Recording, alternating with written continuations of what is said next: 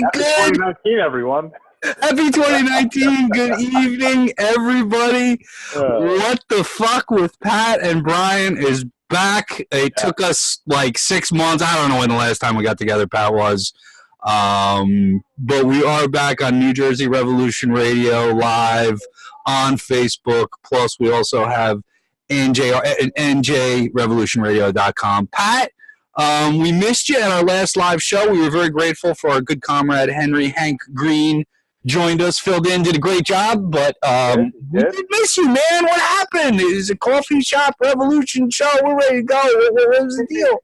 Maybe it wasn't the Pineys, South Jersey. It's a little. I've seen that episode of The Sopranos many times, and it's a little off-putting. The people from Red Bank really get to use the term Pineys. But I haven't seen you, so I didn't tell you what happened because it was a whole thing. This is true. You just straight blew me off for 2 months. I did. Cool. It's all right. It's all right. All right, you'll get over it. What happened? So anyway, I'm trying to make my way down there into the Pineys. Hop on the train, taking the train down there. Trying to navigate New Jersey Transit to get down there. It's like the mouse going through the maze trying to find the cheese. So I got to go up the Rahway and go down to Trenton and hop on the light rail, go to Pennsauken. So anyway, I get to Pennsauken that night. It's on the Atlantic City line. And, Governor Murphy said that line was going to be open this year. So I made my way down there. I'm at the Pennsauken station. It's a beautiful station. Yep.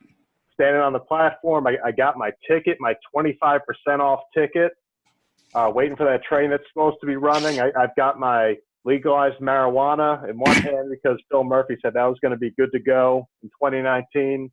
And my other hand, I got my wad of money from that $15 carve-out free bill that was supposed to be good to go by now. Money earned. So I got all this stuff, and do you know what happened after that? What happened? I woke the fuck up at home because even in a dream, I knew all of that was bullshit.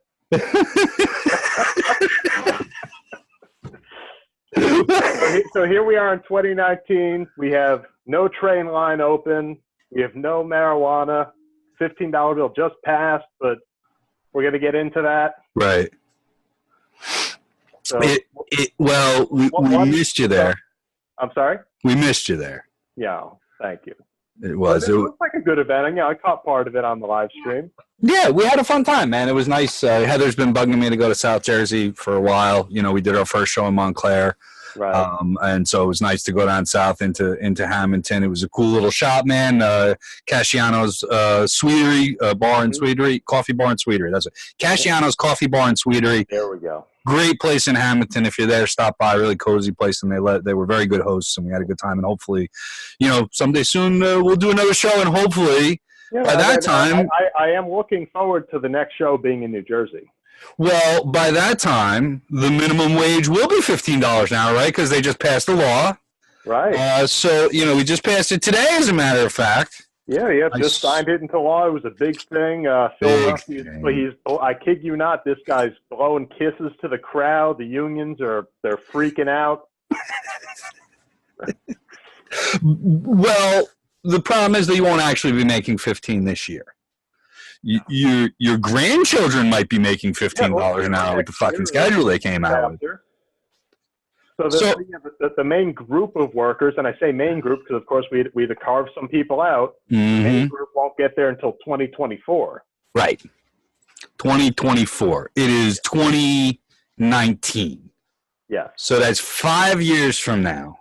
5 years after we started this goddamn campaign. So 10 years to get us to still at poverty, basically. Still at poverty. But Governor Murphy did not completely cave. No. You know what he did? What did he do? Originally, July 1st of this year, it was going to go up to $9.50 and then go up from there until it hit 15. Right. Instead of $9.50, they're going to start at 10. Wow. All right. Yeah. And how many? Let's give him a round of applause. And they're saying that the figure they're putting out there right now is 1.2 million people will be affected by this. Yeah. And it's a very misleading number. But out of that, what was it, 1.2 million? They said something like 100,000 of them were carved out. Yeah. You've got the seasonal workers that are carved out. You've got the farm workers. Farm workers got really fucked on this. They're going to go This is what they've got. They're by 2024, they're going to get to 1250. Mm-hmm. And then after that, it's going to be at the prerogative of the governor at the time whether or not they continue on to 15. Mm-hmm. That's what they've got.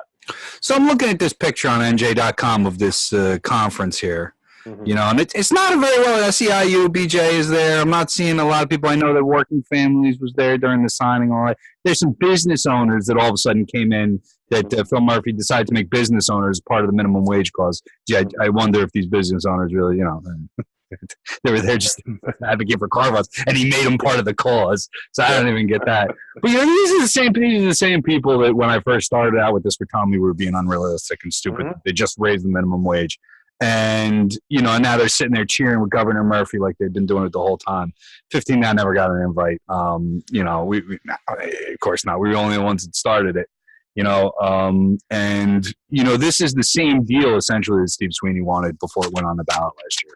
Essentially what they gave Steve Sweeney everything that he wanted with the carve-outs, with the phase-in. If you remember, the original Donald Norcross phase-in was 2024, and that was going back 3 years ago. Mm-hmm. So they didn't budget all from their original offer. But this is how liberals bargain. Liberals don't. Steve Sweeney, you know, for as much as I rail against the jerk, you know, at least he comes to the table knowing how to negotiate. You know, you don't come to the. As far as I can tell, the only two main concessions that Governor Murphy got out of it was on July 1st it goes to $10 instead of $9.50.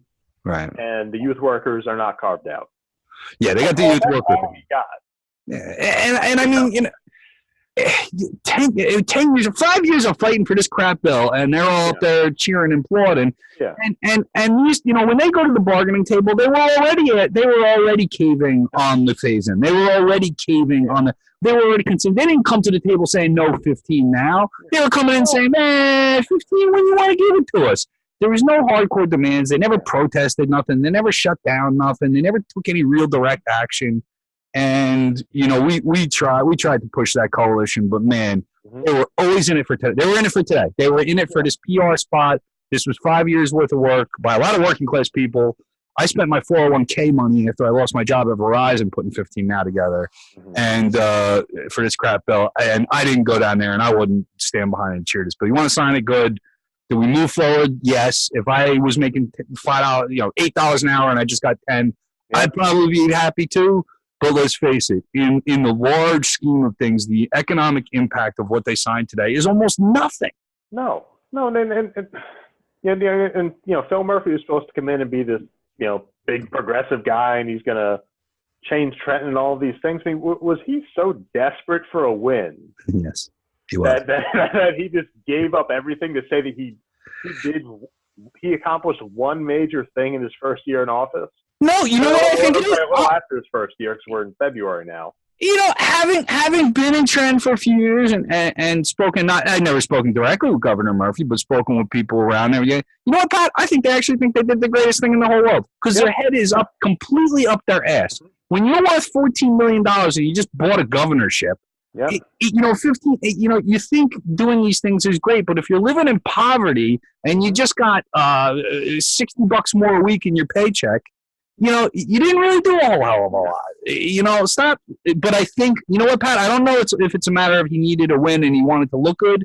As I think in Phil Murphy's mind, I think this was the best he could do. I do. He probably thinks it's a win. I do. I think because I don't think they really fight. And I think that's honestly probably the worst thing about him. I mean, you know me. I've never met a Democrat whose politics I liked, and I think you have a little different opinion of the governor than I do. But I'm less hard on him. If he had lost, but he went down fighting, I could at least muster up some respect for that. He went in, caved on almost everything, and walked out and said, "Hey guys, we made a deal. I did it." Because fighting to a liberal is being in a meeting and compromising. That's fighting to them. They think that's a fight. They think going into a meeting and saying, no, okay, fine, is a fight. It's not a fight. It's not a fight. Their impression of a fight is wrong because their back isn't against the wall because their material needs are met.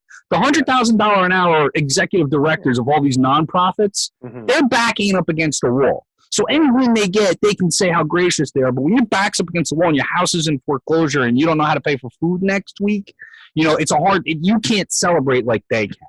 So I think it's reflective of, the class, the class system that exists. And also, the voices of the working class still not being heard enough in this system. They're just not heard, and when they do start to get heard, they got buried. And as a working class voice that got completely buried by that coalition, I'll say they did it to me. I saw activists get pushed off stage by SEIU people that wanted to put a Democrat in front of people with a microphone rather than a working class activist. I seen it live. And, they want to get up there and celebrate like it's a big victory. But in reality, that coalition's job was making sure that the politicians' needs were met over the material needs of the working class. And, we go on, man. 15 now ain't dead. I don't think so. No, we might have to get some white out and change the number, but when I say 15 now ain't dead, I think the organization has been dead for a little while now. But the spirit lives on, and the people that we met, and the comrades that we made, and the connections that we made. Here we are at New Jersey Revolution Radio, and this is an extension of that. Partnerships between the Greens and Socialists, and contacts that we've all made with each other. That's moving on. So while 15 now is kind of done, I feel like it just kind of gave birth to a whole bunch of other movements on the left, and we learned hard lessons in trying to deal with liberals. We learned hard lessons in trying to compromise with the bourgeoisie. And I think the biggest thing that everybody learned, and I know liberals on the other side of that coalition that learned, you can't just go run to the Democrats. They'll fuck it all up as soon as you put it in their hands. And eventually, when you're doing reformist type work, when you're trying to work within this system and make capitalist reforms, at a certain point, you got to go to power, right? You got to go to the Democratic Party and say, please, and almost beg, please do this for us. You show up with a couple of lobbyists and a couple of executive directors asking for a favor, you can get treated like that. You show up at the doorstep with thousands and thousands of workers and pitchforks ready to tear down the walls if you don't give them a raise, like I'm watching the Yellow Vest do in France. They're different results. Even if you look at this bullshit bill, do you think they even would have passed that if it wasn't for the years of work that all the folks in 15 now put into it? They got laughed at by some of those people. Because Democrats don't give two shits about a $15 minimum wage. If you look at who's actually in power in Trenton, Democrats don't care. People that fund the Democrats don't care. The unions don't care because a $15 minimum wage doesn't apply to most of their dues-paying membership anyway. So none of the people that control Trenton have any vested interest in passing a bill, anything that even resembles a $15 minimum wage. That whole thing. So the fact that they even did this is a testament, even though it's a far cry from what we wanted.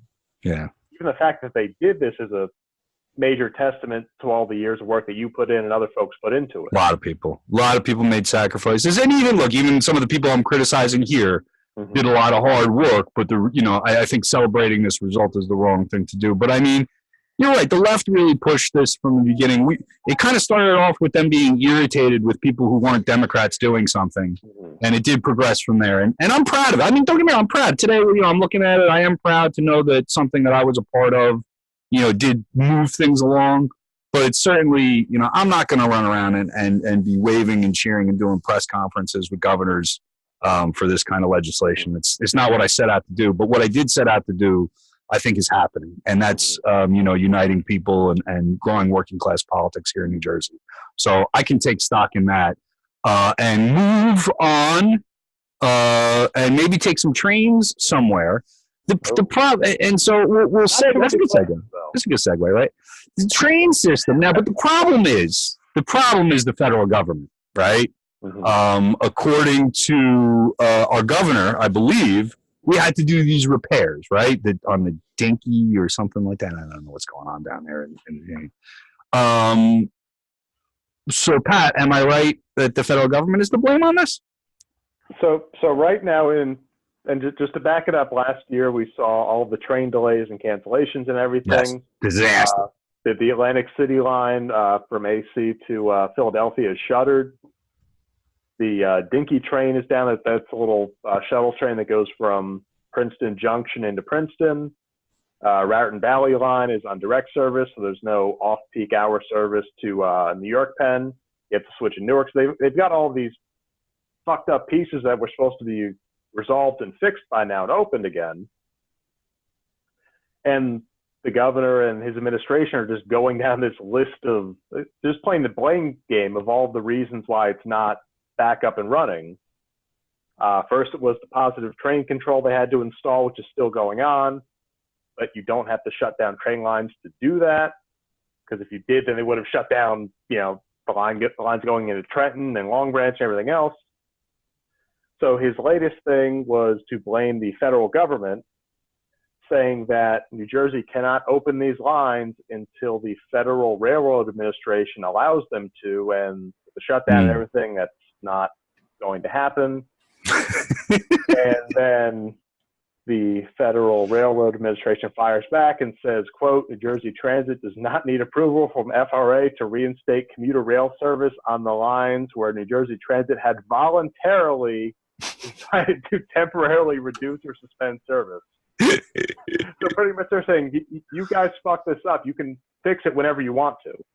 So basically, like, get behind the wheel and drive the trains again. You can do it. Yeah. And how long have they been shut down?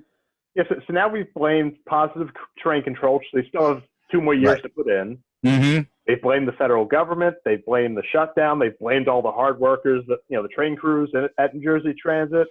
They blamed the lack of train equipment. They blamed everyone except for who they should be blaming. And if they need to figure out who that is, they should go find a mirror somewhere in the State House. I don't think they allow mirrors in the State House. They took them out during Chris Christie's. I've seen a number of politicians walk by, and all you saw was an empty suit without a head walk by. So they kind of took all the mirrors. The new State House is not going to have any mirrors, I think, for that express purpose. Oh, that's nice. Yeah. So, okay. So one of the things on New Jersey Transit that I miss is smelling the weed in the pocket of the guy next to me. Oh, okay. So I go back and forth to work. It's always it brightens my day. It's just like a cup of coffee for me when I would get on NJ Transit and smell, the weed, which will be legal. It is legal already, right? They made that legal. No. Oh, okay. But don't worry. The governor said in his State of the State address that he's going to do it in 2019. Okay. Now, Governor Murphy as well as Steve Sweeney are very good at keeping to their self-imposed deadlines. They are so good at keeping to their self-imposed deadlines that when they realize they can't do it, they just move the date. They're never wrong. It's absolutely true. Moving it back. And this bill that, it doesn't have home grow in it. It doesn't, it's really not a good bill at all. The governor, what was it, like a 20-something% excise tax on it? Yes, that was the big sticking point, was the tax. Granted that the bill that's in, they've been kind of quiet on it. Mm-hmm. They were doing the $15 stuff. The bill that's in the legislature that Murphy's not on board with has a 12% excise tax, and Murphy wants 25%. Yeah, how does that work, though? Just picture this. So if someone's buying marijuana now, they're buying it from some person. They're paying some price for it. If it's legal, or if it's legal recreationally in New Jersey, they're not going to pay a 25% tax and go to the 7-Eleven. No. They're going to go to wherever they've been going up until now. They're going to go to their local weed man. They're going to go to, just like Weed Man says. Whatever money the governor thinks that they're going to make off of this, he's delusional. I'm sure he's going to make, they're going to make some tax revenue. But if he thinks he's going to get away with a 25% or a 12% sales tax, he's out of his mind. They all are. It's true, and you will be driving people out of the market. Plus, it's something you should be able to grow anyway. You know what? You can grow tomatoes, but people still go to buy tomatoes at the store. Right. You know what I'm saying? People can grow weed and still have to go buy their bongs and their papers and their stuff down at the head shop. You know what I'm saying? So, there's still going to be an economic benefit to legalization, even with the home grow. Right. And what I've been, and I'm a fan of at least his marijuana politics, MJ Weedman, Ed Fortune. And he's been screaming his head off, and everybody's ignoring about the racism that's inherent in this law. And he wrote a Facebook post today. And Ed, if you're listening, thanks a lot, man, because he's been relentless, and nobody wants to pay attention to the fact that this bill is completely racist. That they're basically going to keep African American people that have been locked up for this stuff still locked up. Keep them out of the market. So basically, even if they get them out, if you're out of jail and you serve time for marijuana, now you're going to say, well, we locked you up for it, but you can't sell it legally unless you got $100,000 and you're associated with some corporation. Basically, if you're white. And Ed, he said, I've always known prohibition on marijuana started as a racist law against blacks and Mexicans, and it continues to this day. It wasn't a mistake that we were targeted and arrested at 3/4 the times the rate our white counterparts and continue to be. These are just facts. Numbers don't lie. And these laws were created collateral damage that ruined white guys too. I don't deny white guys were in prison for me with weed, but none of them are eligible to own a dispensary either. But we can't ignore the disparate treatment in race. And he's getting pushback even from like his own crew that he's being a crybaby, right? Like that. Oh, you're playing. They're giving him this shit like, oh, you're playing the race card. How can we as activists and we as a state look at a guy, and whether you like the rest of his politics or not, I don't care, who's advocated for this and kept this racism in his narrative for over 20 years, and now you can barely find him in the news anywhere. Now you can barely get a quote. 1015 won't put him on anymore because that man's speaking the truth. And the white people decided. Nick Scutari and all these white guys in power decided, and they are completely ignoring a black man who served time in prison for this shit, who's been advocating for 20 years, who's probably, one of the best voices in the state for this shit, and they're shutting him down. And I find that pathetic, and I know I'm doing what I can to lift up Ed's voice, and, we appreciate it here in New Jersey Revolution Radio if you contact your legislatures and let them know you got to put in home grow, get rid of this tax. If we passed a law that said you couldn't grow tomatoes in your backyard, I don't know, I'd probably grow tomatoes out of spite. Yeah. Which is really bad because Jersey tomatoes are the only real tomatoes. This is true. It is true. Jersey tomatoes are the best tomatoes. Do you grow tomatoes, Pat? I do not. I do not. I have at my disposal the original Rutgers tomato strain. Wow. The first, which is kind of hard to find actually because it's been around for such a long time. But there's a Rutgers tomato strain that you can find. And I have a connection that gets me the original seeds. Great tomatoes. Good tip out there. And also in New Jersey, if you're growing tomatoes, and we'll be planting soon, so it's not too early to start gardening. Yes, I'm a gardener. Black Krim tomatoes are some of the best tomatoes in the world. Whether you're using them for pasta or fresh, they're good on everything. Okay. Just to finish up on this though, before we go on to our grand finale. Yes. The one thing, and this is, I think this is more of a threat than a promise on his part. Okay. But the one thing that kills me about the whole marijuana bills.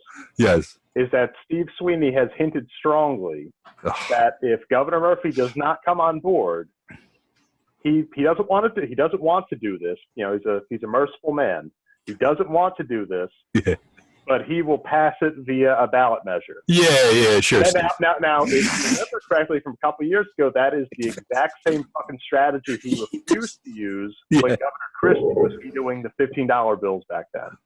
And the exact same strategy. He said, "There's no way we can do that." Yep. But now that he actually wants to pass something, he has no problem playing ball. No problems at all. And he also told all the teachers and the public sector workers they were going to put that pension payment on the ballot too. Yeah. It's real good for the top labor Democrat in New Jersey. I mean, the only thing he's actually successfully put on the ballot was the fucking casinos that nobody wanted and 10 people voted for. So what do we end up saying on every show? With Democrats like these, who the fuck needs Republicans? You don't at all. You don't at all. If you are out there and you're interested, particularly if you're in South Jersey around the Pleasantville area, on April 4th, it's a couple months away, but you can mark your calendar for April 4th because New Jersey Revolution Radio, along with the Mount Zion Baptist Church of Pleasantville, will be hosting a community cannabis forum. Dr. Steve will be there, as well as New Jersey Weed Man. I forgot Dr. Steve's whole name, and they didn't put it on the event yet, so I'll let you know as soon as I find that out. But we will have more speakers, more events, and it's just going to be a chance for people to get educated about what's going on. Who knows where the law will be on April 4th. If I had to put my money on it, it'll still be where it's at right now. But it's certainly a chance to ask questions of medical professionals and activists and marijuana industry professionals that'll be there. So please come down to that community cannabis forum again on April 4th in Pleasantville at the Mount Zion Baptist Church of Pleasantville. Before we go, this has been a fun show. It's been nice to see you again, Pat. I know most people out there. I haven't seen you in a while, but you're looking good. Looks like your beard's starting to come back a little bit. It is. Just because I haven't been to work in a while, that's all. That's all right. But I think that, people that listen to the show know we pop on random times, so we appreciate people keeping up with the fact that we don't keep a very good schedule here. I'd like that we pop up on the feed at random times.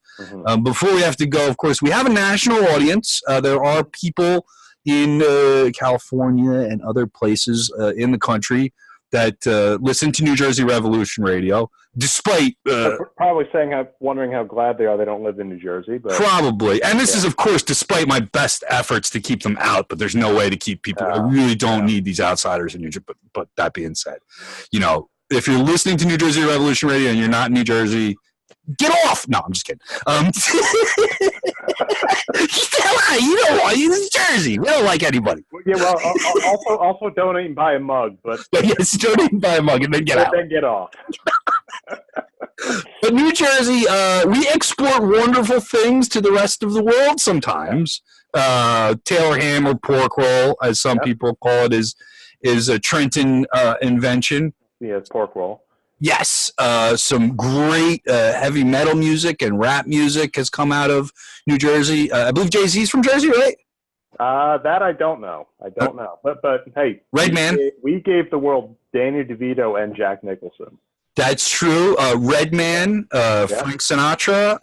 Many things we've exported. And our latest export into the world of entertainment. And we are so sorry for this. Because I won't say that it's like a disease that you've tried to contain.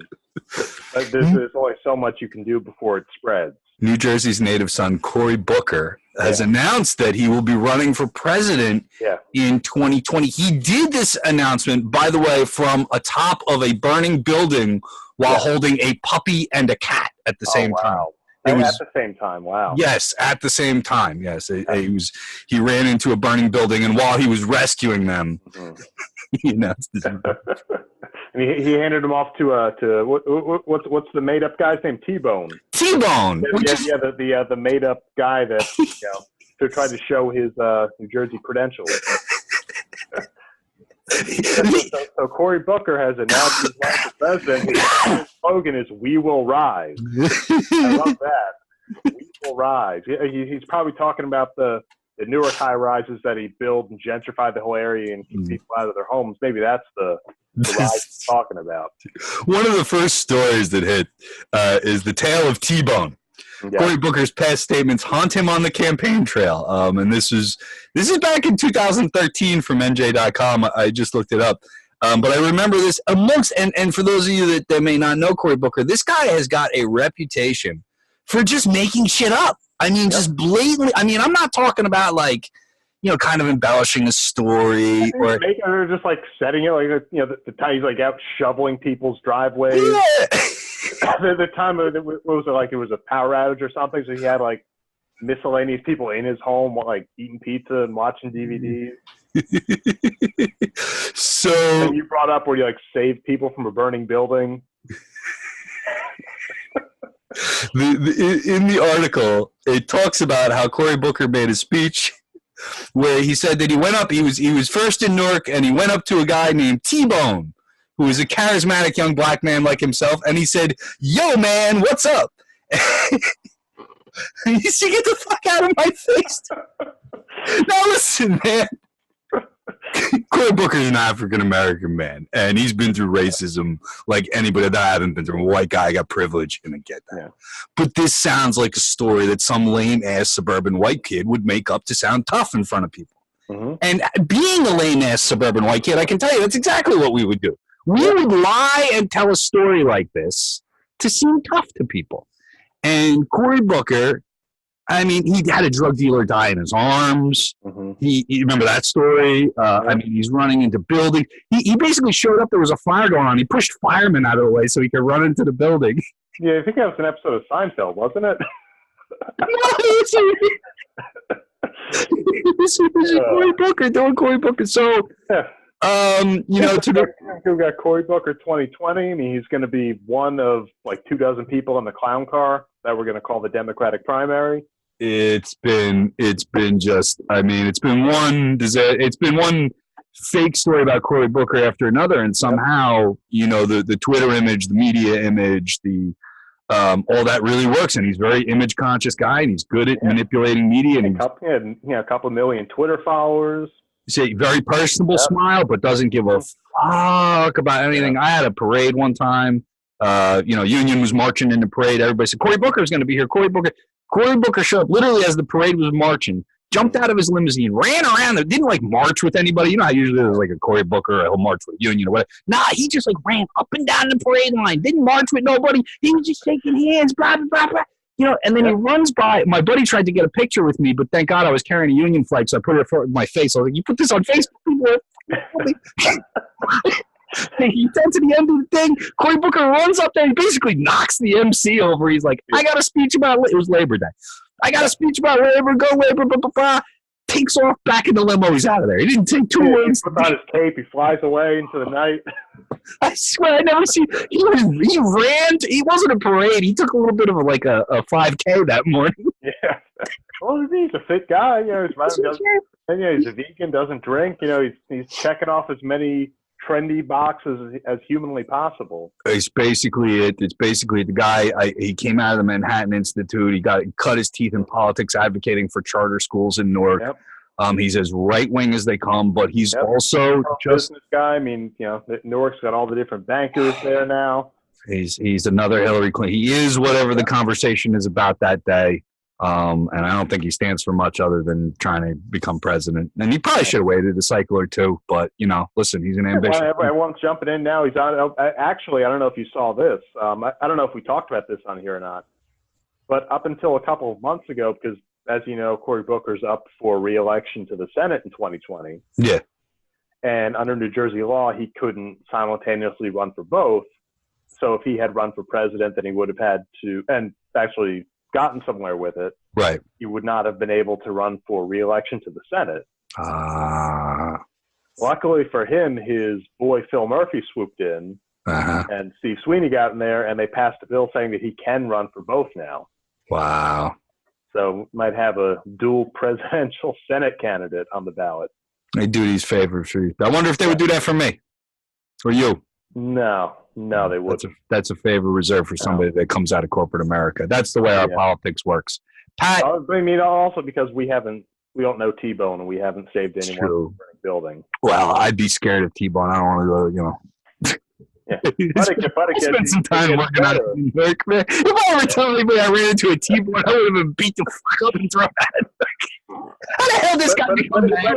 It gets better because Cory Booker may not be the only presidential candidate out of the great state of New Jersey. What?